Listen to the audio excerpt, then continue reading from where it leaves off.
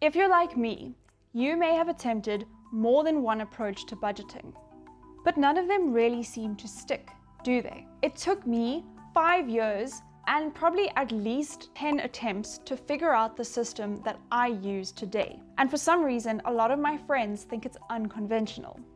Hey friends, it's Tegan here. The problem that I have with traditional budgeting strategies is that they're usually either way too restrictive that they leave you feeling depressed and giving up halfway through the month, or they're simply just not suited to the way that you spend your money, leaving you overspending in some categories and underspending in others, which just gets confusing and demotivating.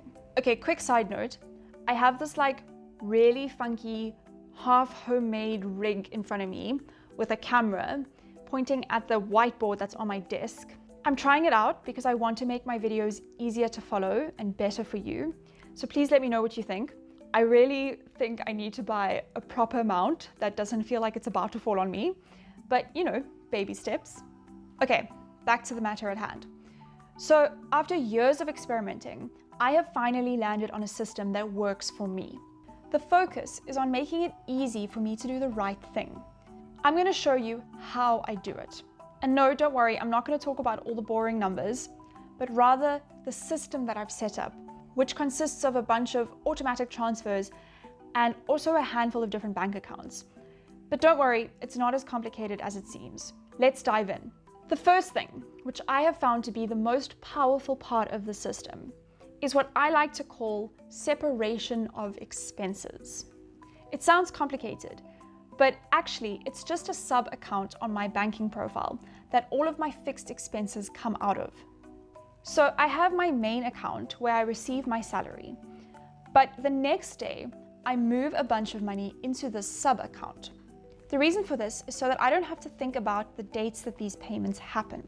I can move the money from my main account to this account, and then each payment can happen when it needs to, and I don't have to worry about accidentally spending the money here before these payments happen. So for example, I have to pay rent on the 27th of the month. I have to pay medical aid on the 1st of the next month. And I also have to send money into my investments somewhere in between here. So these add up to 19,000 Rand.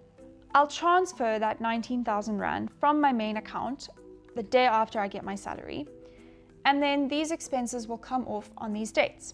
I call this my expenses account. Original, I know, but what else am I going to call it? The next thing, which has also been really impactful, is basically the same thing, but for annual expenses. For example, I have a car service that needs to happen once a year, a car license, and I like to fly up to Joburg at least once a year to visit my family. All of these total 5,500, but that's the annual amount. So I divide that by 12 and I get approximately 460 Rand, which I also transfer every month into this account. At any point, I can choose to add a little more money here if I want to, which I actually did recently. I added 400 Rand to cover things like dentists and doctors that aren't covered by medical aid. It's like having a baby emergency fund so that I don't have to use my actual emergency fund for small things. Cool, so we've spoken about how I move money around for my fixed expenses. But what about variable expenses like food and entertainment? Luckily, I know roughly how much I need for variable living expenses. I figured this out by tracking my expenditure for about 4 to 5 months about 3 years ago. So you guessed it, again, I have an automatic transfer that moves this amount into another account. But plot twist, this time, this is at a different bank. And it has a card attached to it so I can spend directly from this account. This is my needs account.